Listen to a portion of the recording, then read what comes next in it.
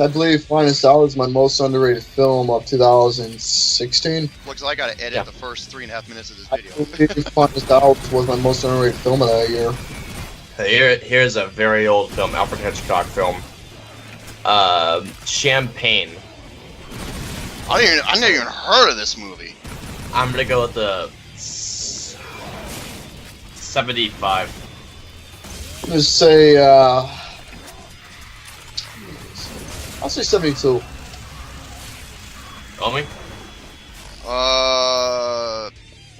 71. 67. God damn it.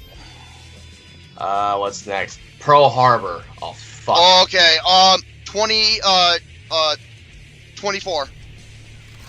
For some reason, I'm thinking 26. I'm gonna go with 21.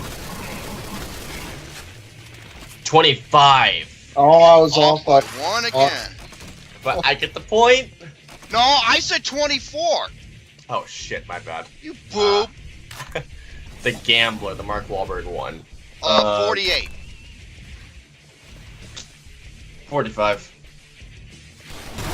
47. Let's see, hold on. 46. Fucking assholes. I got it. The Thing, the John Carpenter one. 82. I'm gonna say 84. 87. I was surprised if it's not high. It is. Come on. 82. Oh, you're both. I nailed over it. I hit it. Oh. Oh, you did say 82. My bad. I'm recording right now, goddammit. Damn right. Dodgeball. 61. No. I remember seeing Dodgeball. Dodgeball. I'm gonna go with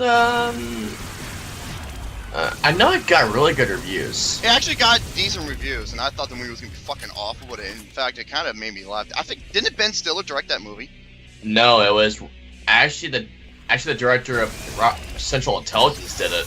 Oh my god! Fuck that movie, man! I'm gonna go with 78 for Dodgeball. Oh wow, that's way too high, I believe. That was a movie I was just at. Well, there What's are your some score? things that were funny. What's your guess for Dodgeball, Gary? What am I gonna say? A 100. I'm kidding. If this was Toy Story 2 or 1 or Men on Wire, yeah. What am I gonna? I'm thinking here. I am thinking.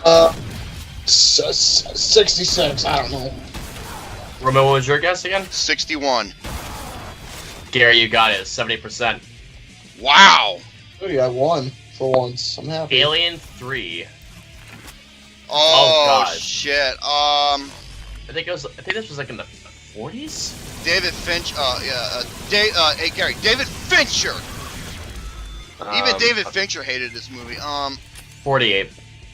37. Do you have beer? Alien 3, you said? Yeah. Well, what was your guys' guess again, please? 48. 40, What did I say? 37? I think I said 48, 37. 43. Alright, give me just a moment so I can get the actual score up. 46. shit. I was over by 2. Dara, what's your score? I said 43. Actually, you get the point because you were the closest one. Man, I'd be winning right now. Pocahontas. Oh, that was alright, Chano. That was a really good movie. 85. I'm gonna just say 80. 89.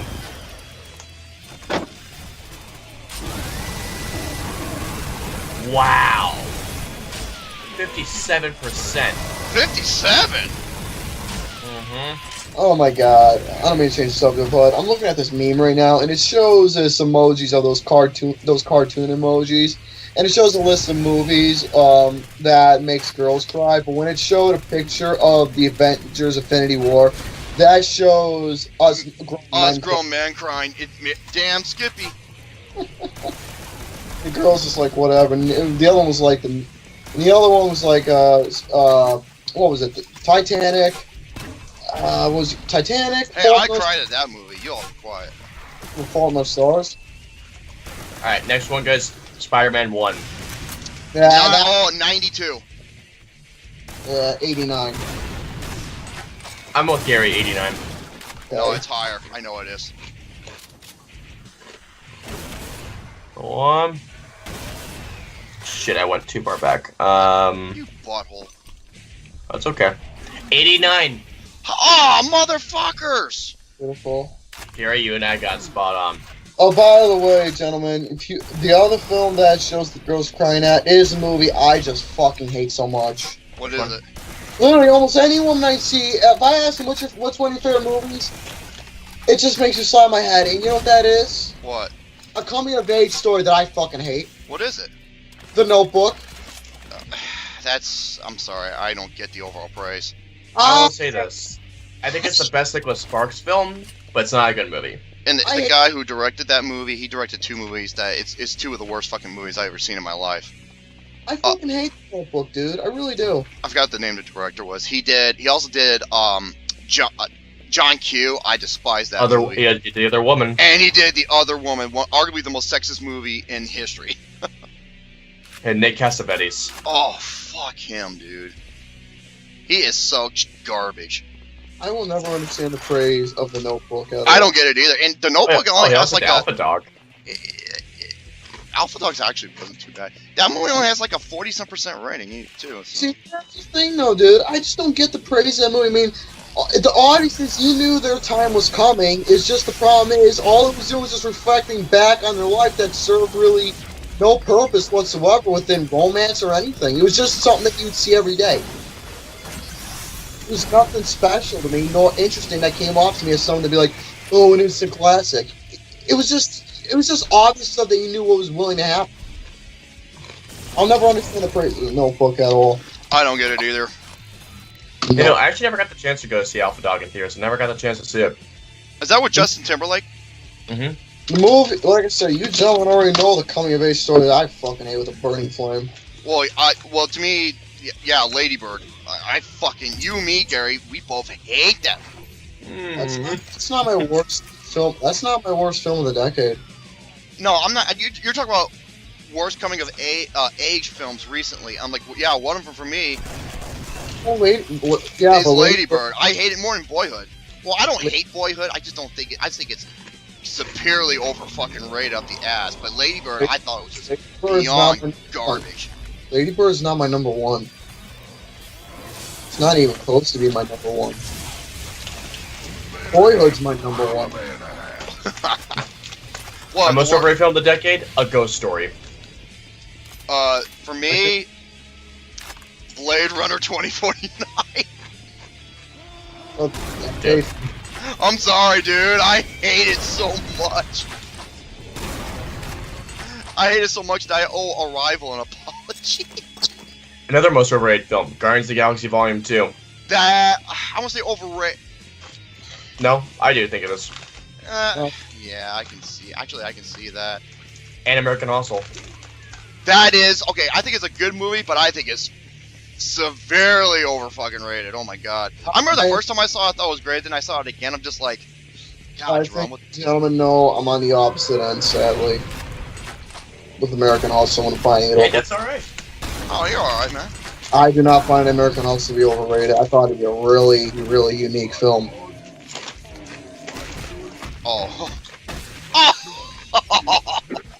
Oh, oh my god. The second season of Jessica Jones airs next week on Netflix. Jessica Jones? Yeah, season 2. See, I never saw The Defenders, I heard it was good, but not great. Well, just all of them in general. Whoa. Whoa, holy crap. Is it windy in your area? Huh? Is it windy in your area? Give me a second.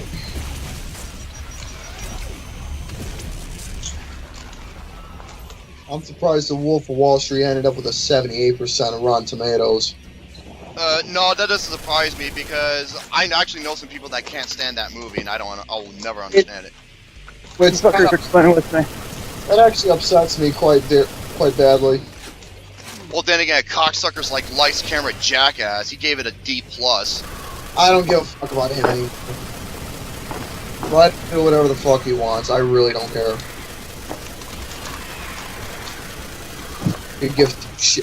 I could give two shits what that kid says. Let's see his newest reviews, I'm curious. You're just giving him attention. He actually kind of gives. He actually makes a point. I don't get it. I don't care. Well, I don't want to give people I don't like any attention, and I don't.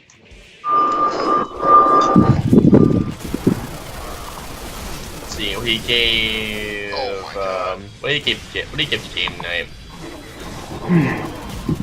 Oh, I'm A D so dead. plus. Wow. Good for him. I like Game Night. Yeah. Something tells me, for me personally, I'm not gonna end up liking it. I mean, I only saw one trailer. I mean, I'm not going by the trailer. I can't believe I didn't fucking die there. It's just something tells me about Game Night that I'm not gonna end up liking it whatsoever. It's not a guarantee, but I just have a feeling I won't like it. Why? It's a comedy, yes? Yes it is. And there you go. I'm not going by just because of the genre, because most of the time, if you know by now, I don't do those comedies. I mean, it's hard to make me laugh with modern comedies these days. Yeah, you and me both. So, from what I saw in the trailer, if it ends up happening good, that I have a feeling that it probably won't, in my eyes. Oops, see. Oh, guy gives Black Panther a B minus. Hell no. Now there's something that I heard about a certain film, and from what that says to me, it kind of questions me a little bit, because, I mean, from what I saw in the trailers, the film itself looked really cool and extremely colorful, which I have to give credit for, from at least what I saw so far.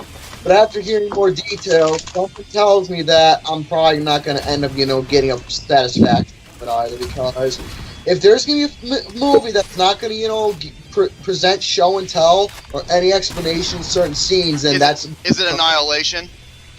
Yeah. Yep, I said the same thing. And C.A. Cougar, Gare Bear? C.A. Cougar, oh, okay, he does. God damn it. Sorry. He does not like Alex Garland. I'll be right back. Like I said, dude, if there's going to be a film that's not going to do well with show and tell and not give specific scenes that doesn't have explanation, that's a turn off for me. I'm the same way. And they say Annihilation is like that. I'm like, I'm going to fucking hate it. The movies that in a film, and any film at all, no matter if it's going to be good or bad, I mean, no matter what the film is, you have to, one of the biggest elements is a show and tell of an explanation. Yep, it's all about face value for me. You gotta have that show and tell for a movie, and if it's not gonna be, and one of those things is not gonna be in there to make a movie good, then you know what, then I probably won't end up liking it, because I like seeing movies that have a good show and tell, and if it's not there, then you know what? Then fuck your movie, yeah, exactly. It's up for the audience's to imagination. I'm like, no, I'm watching a fucking movie. Present me the story. If I want to see something that involves if there has to be a certain genre that produces imagination within its creativity. If there's a film that showcases imagination while producing show and tell, it'd have to be something animated, because animated knows how to give a good imagination for an adult. I mean, obviously, it's an animated film that gives you imagination and such. Gary, the moment you mentioned that, the first film I mentioned was Inside Out. There you go. That's a great example. Now, like I said, when it comes to Annihilation, from what I've seen so far, I'm not going to lie, the cinematography, from what I've seen, actually looks quite nice. Dude, it's a beautiful looking movie. I will not lie, the cinematography does look nice, and that's where it brought my attention, where it looks really colorful, and I like that, and I like seeing the cinematography is one of the reasons why I could not keep my eyes off that movie. Whoa, who's blowing in their mic? There's probably some wind in here. Oh, I didn't know you were walking. My bad. But anyway, Surprised you haven't heard my heavy ass footsteps. just because, well, you've been quiet, but then you're walking. When you But anyway, cinematography is one thing, but judging it as a whole is another. Oh no. So if those elements, from what I heard, are true when it comes time to watching, then we're gonna be having some problems here on my end. Yeah, same here. And honest to God, I know people were saying this have a clear-cut ending of when everything happens. I got a clear-cut ending out of it. I did. Like I said, if anyone tells me use your animation or I tell you to get. How about you get fucked? That's what I tell you. For me, I'm just gonna say, okay, instead of using my imagination for a film like this, I'll just go watch an animated film where I can actually use my imagination for the right genre. I found Annihilation to be a pretty straightforward movie, actually. What, Annihilation? Yeah. So why I are mean, people? yeah. So why people say they're gonna fucking hate it then? We'll see. Because again, it's a slow-paced movie and it takes its time, and people say, "Oh, it's so boring." I'm just like, I saw that coming. Well, then again, I thought The Witch was. Well, I kind of said the same thing for Phantom Thread. That is slow paced, but there is some really good qualities to it. Like I said, I gave it a 7 out of 10. Like I said, it's the thing though. I mean, pacing is one of the biggest things for a film. But here's the thing: if there's a film that has slow pace but showcases a really good story, then, like I said, it's the story that should count mostly. I'll give you a great film that's slow paced, and it's one of the best films ever made. Unforgiven. That's a film I have never seen. That to me is arguably the greatest western. Another film for me that I do happen to find one of my only rare Oscar bait films that I like is Lincoln. That film bore the fucking shit out of me. Oh Now, my god. I'm gonna say this. Probably one of my favorite films is slow paced. I'm gonna say it. You guys fucking hate it, The Witch. That's one of the most boring films I've ever seen in my life. And there's another reason why people didn't like it is because the third act of Annihilation, it's how people take the ending, because some people have said has a very anticlimactic payoff, where I thought it was an amazing payoff at the end. Well, you know what? Some people said the same thing about 10 Cloverfield Lane, and I don't get it. I thought it was awesome. Oh, that ending was incredible. I don't get it. I don't get what people were talking about, so... See, the thing is, here's the thing though, when it comes to those Oscar, not to change stuff, but when it comes to Oscar bait films, one of the questions was, if you had a stand chance with Oscar bait, now, if I had to choose something that's Oscar that I would be like, okay, I'm okay with, I would have to choose something that is a historical event-related film, at least. 12 Years a Slave is a good one. The only two, like, when it comes to historical events, or anything that's going to be Oscar bait, I'm very picky. The only two that did it for me was that one and Lincoln. That's it. I'll say this right now, man. I love the film, but honest to God, Three Billboards is one of those films, but it's so damn good. What, historically based? No, just as an Oscar movie in general. I disagree. I don't see it as an Oscar film. No, I can't either. I mean, but I'm just saying, I fucking love the movie. I feel like it's a perfect movie, to be honest. Oh, hell yeah. Well, some people, I can understand why people don't like the ending, but here's what it left me as, like, I wanted more, which is a good thing. You know what? You gotta build your confidence up for this film. You know what? You just gotta... What the fuck? I think there is gonna be another film. I don't know. No. It ain't happening. I mean, I think there is. There's honestly, there's really not much to go on. There really isn't. I mean, the film is left ambiguous for a reason. I mean, look at Inception. Except here's no. Here's the difference with no. With Inception, here's the thing. It concluded everything, but it left everything was concluded. Like the story was done. However, the ending left you with like, was it a dream or was it or wasn't it a dream? And I'll tell you why it was a dream. First of all, remember how he's having those flashbacks? The same flashbacks happened. Although, remember this though, Michael Caine is actually in it this time, and he was in the flashbacks previously. True, but here's another thing. When you look at if you go to the credits, and who plays the kids when they're older. Oh yeah, when he was talking to the kids over the phone, they were older and they were played by different performers. So, but that was done in a good way. It didn't leave anything like, oh, it's a metaphor. No, it actually is like it has leave you clues and it's trying to think, was it this or was it that? Right. So that's done right. That's one of the biggest words I hate in film. Ambiguous? No, metaphor. Oh, fuck that. Dude, I said, I don't know how many. Go to the dictionary. To which it is not entirely applicable. The fucking definition in itself tells you it's bullshit. Dude, no joke. When I was in high school, I was literally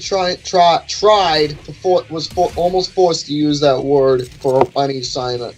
But knowing me as the rule breaker cocksucker I was, I didn't use that. I broke that rule. Why? You want to know why I got such a high grade? Because I judged everything from a face value perspective. That's why. And I'll give you a great. Okay, now foreshadowing can work if it's done correctly. And I'll give you a great example. Deepwater Horizon. Perfect. The scene with the Coke. That was perfect. That's how you do it right. And then again, Peter Berg to me is one of the most underrated directors out there. Shaun of the Dead is perfect for foreshadowing. Yep. Perfect. Dude, when Nick Frost was talking about the daily plans, like Edgar Wright was like that whole conversation, he's literally spoiling the movie for you right there. Yeah. I was like, wow, I didn't even realize that. I was like, dude, that just shows you how good of a writer Edgar Wright is. Well, Edgar Wright's a fucking genius. That's why. Yeah, he's all right. Oh, you get the fuck out of here. Another film that does brilliant foreshadowing is You can cut some cake.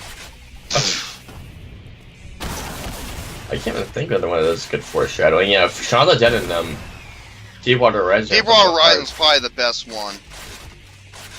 Now, a lot of people say with metaphors and shit that makes no sense. The last 50 minutes of Interstellar. Oh, don't even get me fucking started on that. Talk about a film that in the first 2 acts is just brilliant. I was just like, dude, this is some of Nolan's best work. And then when Matt Damon shows up, holy fucking shit, did it do a nosedive. Dude, but I will not lie, the sequence where Matthew McConaughey trying to dock the ship, that was pretty cool. I won't lie about that. Oh yeah. Still, oh my god, the scene where Matt Damon cracks his helmet, he should have been dead within like the first few minutes. Yeah, well, look at the movie The Martian. That kind of explained that really well, because a certain situation happened, remember? And you know what Matt Damon did? Taped the thing. He sealed that fucker as best as he could. Sorry, Gary, what were you saying? You want to know something? The film itself was well shot. It was well directed. But like, literally, the entire time Matt Damon was like he was like, I'm gonna do this, I'm gonna do this. I was like, shut up and go! The film was well directed. Would you be quiet? Oh my god. Oh, okay. Since I'm recording everything, I'm keep it low. Dude, we counted in between two articles. There was like 30 sticks. That's all I'm gonna say. Hey Gary, don't say nothing more. Well, that's all he's gonna give away so far. And I think I gave Interstellar like a 3.5 or a 4 out of 5. I think. I give it okay. The first 2 acts is a 10 out of 10 for me. The third act is like a 4 or 3. Yeah. Love comes walking. So 20. Okay, so 8 and 3 is 24. That's like a 7.5, 8 out of 10. But I will not lie to you. I will never forget the first time in IMAX, especially when I saw them going through the wormhole. Well, not only that, just the fucking tidal wave. Dude, that was scary. I was scared. I was like, Nolan, if you keep this up, this could be my best film of the year right here. No, I even said it. It was, and the sequence where, like with Matthew McConaughey, he was fucking brilliant in that movie. Oh my god, yeah, he was. And you know the truth is, Nolan wanted to work with McConaughey. Why? Because of the movie Mud. Yep, he saw an early cut of it. I got a question for you, gentlemen. Okay, go ahead and ask us. I'm gonna end the video after your question. In Van Halen, you guys know Van Halen. Who would you prefer more, David Lee Roth or Sammy Hagar? David Lee Roth. David Lee Roth. Yeah, same. How about you? I prefer Sammy Hagar as a solo artist. Oh, as a solo artist? Oh, I don't. Solo? Oh. No, in the band, who I would choose for Van Halen in the band, David Lee Roth, but I'd like Sammy Hagar as a solo artist a lot more Okay. instead of being in Van Halen. And that is the video, ladies and gentlemen.